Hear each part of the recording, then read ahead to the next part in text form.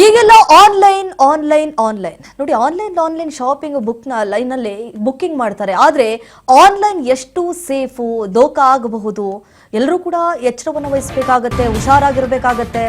Online ಮೂಲಕ ಮನೆ lease ಬಾಡಿಗೆ ಹುಡುಕ್ತಾ ಇದ್ದೀರಾ, ಎಲ್ಲರೂ ಕೂಡ ಹುಷಾರಾಗಿರ್ಬೇಕಾಗತ್ತೆ. ಬಾಡಿಗೆ ಲೀಸ್ ಹೆಸರಲ್ಲಿ ಲಕ್ಷ ಲಕ್ಷ ಕೋಟಿ ಕೋಟಿ ವಂಚನೆ ಮಾಡ್ತಾರೆ. ಈ ಮಧ್ಯವರ್ತಿ ಕಂಪನಿ ಮೂಲಕ ಬಾಡಿಗೆ ಮತ್ತು ಲೀಸ್ ಪಡೆದವರಿಗೆ ವಂಚನೆ ಮಾಡಲಾಗುತ್ತೆ. 100ಕ್ಕೂ ಹೆಚ್ಚು ಟೆನೆಂಟ್ಗಳಿಗೆ 200 ಕೋಟಿಯಷ್ಟು ವಂಚನೆ ಮಾಡಿದ್ದಾರೆ ಅನ್ನುವಂತಹ ಆರೋಪ ಕೇಳಿ ಬರ್ತಾ ಇದೆ. ನೋಡಿ, ಇಂದಿರಾನಗರ ಠಾಣಾ ವ್ಯಾಪ್ತಿಯಲ್ಲಿ ನಡೆದಿರುವಂತಹ ಘಟನೆ ಇದು. ಈಗೆಲ್ಲವೂ ಕೂಡ ನಾವು ಆನ್ಲೈನ್ ನಲ್ಲೇ ಪರ್ಚೇಸ್ ಮಾಡೋದಾಗ್ಲಿ, ಪ್ರತಿಯೊಂದು ಕೂಡ ಈ ಆನ್ಲೈನ್ ಮೊರೆ ಹೋಗ್ತೀವಿ. ಬಟ್ ಎಲ್ಲರೂ ಕೂಡ ಎಚ್ಚರವನ್ನ ವಹಿಸಬೇಕಾಗತ್ತೆ.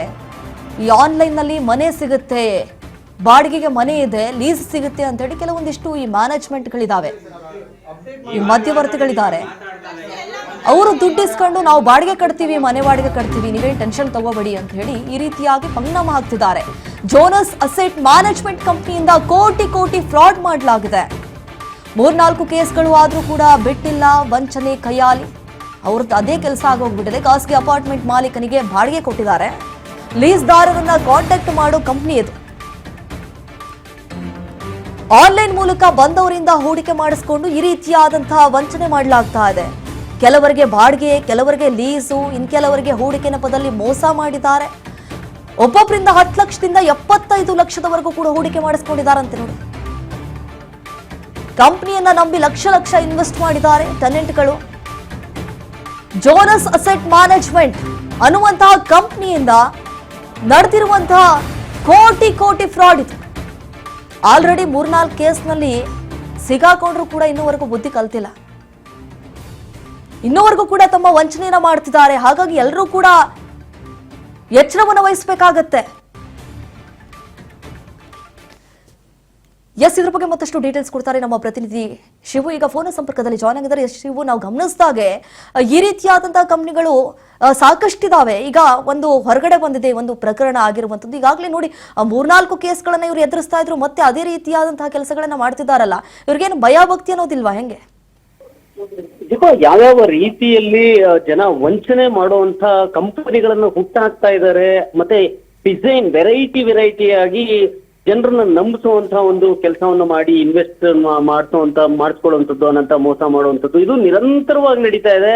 ಆ ಒಂದು ಸಿಸ್ಟಮ್ ಅನ್ನ ಅರ್ಥ ಮಾಡ್ಕೊಳ್ಳೋದ್ರೊಳಗಡೆ ಇನ್ನೊಂದು ಸಿಸ್ಟಮ್ ಅನ್ನ ಹುಟ್ಟಾಕೊಂಡಿರ್ತಾರೆ. ಜನರನ್ನ ಮೋಸ ಮಾಡೋದು, ಜನರನ್ನ ಮೋಸಗೊಳಿಸ್ಕೊಳ್ಳುವಂತ ಒಂದು ಸಿಸ್ಟಮ್ ಅನ್ನ ಹುಟ್ಟಾಕೊಳ್ಳುವಂತ ಒಂದು ಕೆಲಸವನ್ನ ಮಾಡ್ತಾನೆ ಇರ್ತಾರೆ. ನೀವೇ ಈಗಾಗಲೇ ಹೇಳಿದಂತೆ John wealth management private limited ಮತ್ತು ಸಿಸ್ಟಮೆಟಿಕ್ ವೆಲ್ತ್ ಮಲ್ಟಿಪ್ಲೇಯರ್ ಕಂಪನಿಗಳು ಅನ್ನುವಂತ ಹೆಸರಿನಲ್ಲಿ ಇಬ್ರು, ಬಹಳ ಮುಖ್ಯವಾಗಿ ರಾಘವೇಂದ್ರ ಮತ್ತೆ ಸ್ಟೀಫನ್ ಅಂತಕ್ಕಂಥ ಇವರು ಇಬ್ರು ಬಹಳ ಮುಖ್ಯವಾಗಿ ಎಲ್ಲರನ್ನು ಕೂಡ ಹಣಕಾಸನ್ನ ಹೂಡಿಕೆ ಮಾಡುವಂತದಕ್ಕೆ ಆಕರ್ಷಣೆ ಮಾಡ್ತಾರೆ.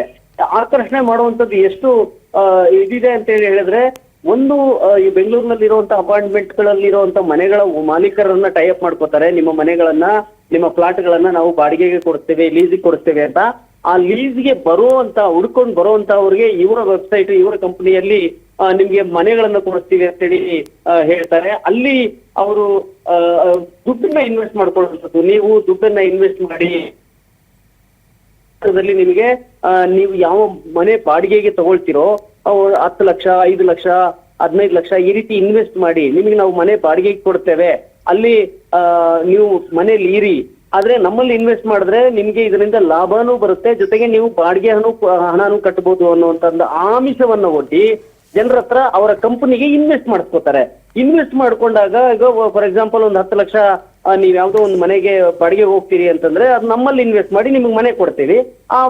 ಆ ಒಂದು ಮಾಲೀಕನಿಗೆ ನಾವು ಕೊಡುವಂತ ಲಾಭದ ಹಣದಲ್ಲಿ ಬಾಡಿಗೆಯನ್ನು ಕೊಡಿ. ಈ ರೀತಿಯಲ್ಲಿ ಸೆಟಪ್ ಮಾಡಿಕೊಂಡು ಸುಮಾರು 100 ಕೋಟಿ, ಅಂದ್ರೆ ನೀವು ಲೆಕ್ಕ ಹಾಕ್ಬಿಟ್ಟು ಸುಮಾರು ಅಷ್ಟು ದುಡ್ಡನ್ನ ಇನ್ವೆಸ್ಟ್ ಮಾಡ್ಕೊಳ್ತಾರೆ. ಇದಷ್ಟೇ ಅಲ್ದಿರಾ, ಬಹಳ ಮುಖ್ಯವಾಗಿ ದೂರಿನಲ್ಲಿ ಕೊಟ್ಟಿರುವಂತ ಅಂಶ ಏನಂದ್ರೆ, ದೂರದಾರರು ಒಂದು ನಮಗೆ ಈ ಕಂಪನಿಗೆ ಇನ್ವೆಸ್ಟ್ ಮಾಡಿ ಅಂತ ಹೇಳ್ತಾರೆ. ಇನ್ವೆಸ್ಟ್ ಮಾಡಿ ಅಂತ ಹೇಳಿದ್ಮೇಲೆ ನಾನು ಇನ್ವೆಸ್ಟ್ ಮಾಡ್ತೀನಿ, ಒಂದಷ್ಟು ದಿನ ದುಡ್ಡು ಕೊಡ್ತಾರೆ. ಅನಂತರದಲ್ಲಿ ನನ್ನ ಹೆಸರಿನಲ್ಲಿ ಲೋನ್ ಮಾಡಿಸ್ತಾರೆ SBI ಬ್ಯಾಂಕ್ ಇಂದ. ನನ್ನ ಹೆಸರಲ್ಲಿ 1,60,00,000 ಲೋನ್ ಮಾಡಿಸಿ ಅವರು ಟ್ರಾನ್ಸ್ಫರ್ ಮಾಡ್ಕೋತಾರೆ. EMI ಜೊತೆಗೆ ನನ್ನ ಲಾಭ ಅಂತ ಹೇಳಿ ಒಂದು 40,000 ನನ್ನ ಲಾಭ, ಉಳಿದಂತೆ 3,80,000 EMI ಈ ರೀತಿ ಒಂದು 10 ತಿಂಗಳು ಕೊಡ್ತಾರ, ನಂತರ ಕೊಡೋದಿಲ್ಲ. ಈ ಕಡೆ ನಾನು EMI ಕಟ್ಟಂಗಿಲ್ಲ, ನನ್ನ ದುಡ್ಡು ವಾಪಸ್ ಬರ್ತಾ ಇಲ್ಲ, ನಾನು ಬಾಡಿಗೆ ಮನೆಯಲ್ಲಿದ್ದೀನಿ, ಆ ಮನೆಗೆ ಬಾಡಿಗೆನೂ ಕಟ್ಟಕ್ ಆಗ್ತಾ ಇಲ್ಲ. ಈ ರೀತಿಯಲ್ಲಿ ನನಗೆ ವಂಚನೆ ಆಗಿದೆ ಅಂತೇಳಿ ದೂರು ಕೊಟ್ಟಾಗ ಈ ರೀತಿ ಸುಮಾರು 100 ಜನ ಇರುವಂತದ್ದು ಬೆಳಕಿಗೆ ಬಂದಿದೆ. ಈಗ 100 ಕೋಟಿ ಈ ರೀತಿ ಇನ್ವೆಸ್ಟ್ ಮಾಡಿಸ್ಕೊಂಡು ಬೇರೆ ಬೇರೆ ಬಾಡಿಗೆ ಮನೆ, ಲೀಸ್ ಮನೆ ಕೊಡಿಸ್ತೀರಿ ಅಂತ ಹೇಳಿ ಇವ್ರ ಕಂಪನಿಗೆ ಇನ್ವೆಸ್ಟ್ ಮಾಡ್ಕೊಂಡು ಮನೆಗಳನ್ನು ಕೊಡಿಸಿ ಅಲ್ಲಿ ಅವ್ರು ಬಾಡಿಗೆನೂ ಕಟ್ಟಕ್ ಆಗದೆ ಇರುವಂತ ಒದ್ದಾಡ್ಕೊಳ್ಳುವಂತ ಪರಿಸ್ಥಿತಿಯಲ್ಲಿ ಈಗ ಆಗಿರುವಂತದ್ದು.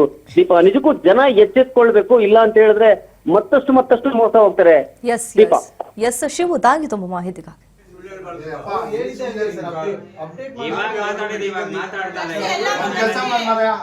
ಕಾನ್ಫರೆನ್ಸ್ ಕಾಲ್ ಹಾಕ್ಬಿಟ್ಟಿಲ್ಲ ಮಾತಾಡ್ಸಕ್ಕೆ.